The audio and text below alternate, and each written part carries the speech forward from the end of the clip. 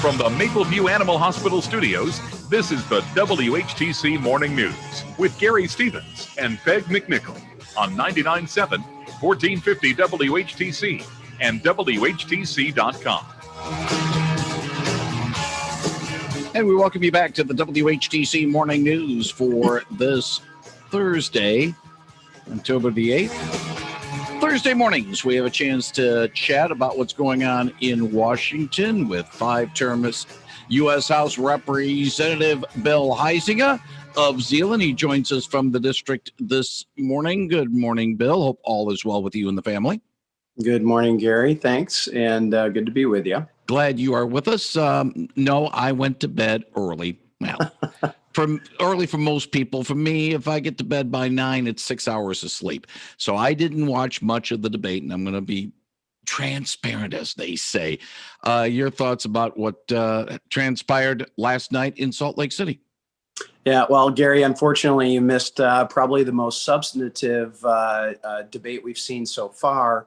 And it's my understanding, just as we were coming on, I got a notice that President Trump has said he will not participate in the Miami debate because they have moved it to a virtual program, meaning not face-to-face, not in person. Basically, the commission that runs these presidential debates decided that they were going to do it over Zoom, and the president said he's not going to participate. About last night, though, again, like I said, I think it was substantive. It was respectful. Interestingly, the most probing question of the night didn't come from Susan Page, the moderator, actually came from Vice President Pence, who asked Senator Harris whether she and former Vice President Biden would pledge not to pack the U.S. Supreme Court if they won. And literally, she refused to answer. She put her hands on her chin on her hands. She laughed. She looked at him and refused to answer the question. Unfortunately, Susan Page didn't follow up. Even Vice President Pence tried to follow up on that. So that was certainly one of the aspects of the night that I think really sort of showed where that Harris Biden ticket is coming from, and certainly, obviously, Vice President Pence laid out what he believes is a very strong case on the economy, strong case on the response to COVID with the Project Warp Speed, and certainly even we got into some foreign policy debate, which I thought was good too. Peg McNichol has a question for you from the WHTC newsroom. Peg? Not so much a question. I watched and listened to the debate as well, and she did make a comment regarding judicial appointments that it was kind of snarky about. None of the judicial appointees have been people of color, and she said, talk about packing a court. That was one comment she did make, but I don't know if she can predict. I mean, they don't know how many judicial appointments they'll have if they get elected, even how many they'll have an opportunity to get. But I do agree with you that it seemed like it was much more civil and easier to understand their points of view because they weren't talking all over one another. Yeah, and I think she tried to make an issue of that a couple of times, but I know Mike Pence. He is a very respectful, very polished debater, and because he's been doing this a long time, and he's a former radio talk show host, actually.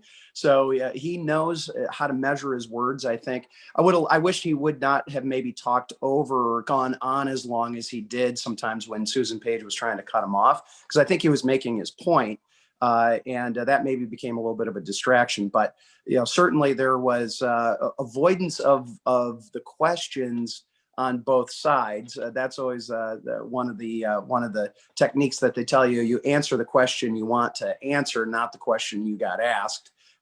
Gary, you're always very good, and Peg very good at trying to get beyond that.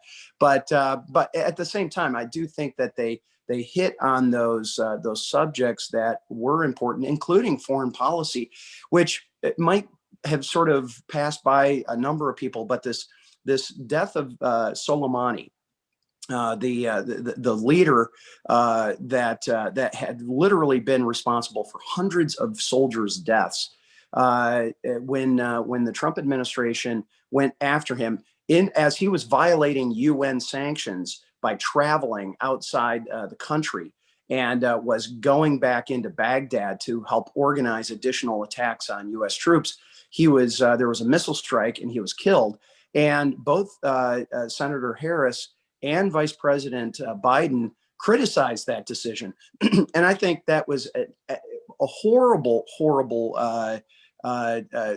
decision on their part to do so, because this was a very, very important part of what we have been trying to do, and we collectively been trying to do, keeping our troops safe and trying to make sure that we can get them out. And interestingly enough, now the president has said he wants all of the troops home from Afghanistan by Christmas time. Very truncated time period. I'm not sure that they're even going to be able to do that. But there was certainly, again, the entire waterfront, from trade to healthcare to foreign policy, was touched on. We touched upon this last week, Bill, and I got a funny feeling you were sort of saying, okay, Stevens, make it happen over at WHTC. And well, I have a funny feeling we won't be able to do that. But that is you and your Democratic challenger having a debate. Is there one in the cards? Tell us all if there is one and all that. Yeah. We have a series of them that we have been talking to the hosts about. We traditionally have done two. Last election, there was one in Grand Haven and there was one in Newaygo. Additionally to that, there's a number of forums. GVSU, for example, WGVU will tape segments. We have the same thing that Ludington Daily News is trying to put it together as well. It doesn't look like those dates are going to work. We're talking to the Grand Haven Tribune about doing one. The Kentwood, Wyoming Chamber of Commerce traditionally has hosted either a forum or a debate. And quite honestly, last I understand, we're waiting for the Berghoff camp to actually respond as to whether they'll participate. So I have no qualms about sitting down and having a real substantive debate with my opponent. I never have in the past, certainly don't now. But you'll see, and obviously it's going to be different because both the Newaygo as well as that Grand Haven debate 2 years ago, we had a gymnasium packed, we had an auditorium packed, and now you simply can't do that because of some of those restrictions. So it may look a little different. It may even be over Zoom of some sort. But no, there's definitely going to be some robust discussions about the future of our country. I can see a roadblock if there is one. That means you and other members of the House might have to go back to work before the election to deal with a stimulus package. Do you see that coming before November 3rd, or is that something that might have to go through lame duck? Yeah, as we talked about last week, I'm not sure that my opinion has changed on that. I don't see it. I believe Nancy Pelosi thinks that there is a political advantage to not have an additional coronavirus response package. Therefore, she won't do it. And as we talked about last week, there is this discharge petition, which could force her hand to at least take up that $138 billion that is authorized but not spent within the Paycheck Protection Program, and expand that into restaurants and small concert venues and hospitality.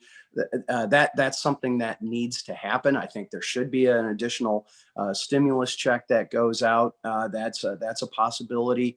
But the question is will it be one package? I don't think so. Will there be a series of these smaller things? Possibly, but that then even gets more complicated because you've got to have this negotiated out with both the White House, the Speaker Pelosi, and Mitch McConnell. And as we know, on Monday, the Senate is going to be turning its sights on confirming Amy Coney Barrett, and that is going to be very time consuming. They're doing it quickly, but they will do it thoroughly. And I'm not sure that the Senate's even going to have the calendar time, is what they call it, when they have to schedule that time on the Senate floor. But we'll see. I'm not optimistic. I'm still assuming it's going to be in post-election. He is Congressman. Badly. Yes, he is Congressman Bill Huizenga, who joins us Most Thursday mornings talk about some of the issues of the day. Bill, as always, we appreciate your time and your thoughts. And if all goes well, let's do this all again next Thursday morning. Thank you, sir. Sounds good. Thanks, Gary. Talk to you soon. Thank you very much. That is Bill Huizenga on Real News Now 99.7 and 1450 WHTC.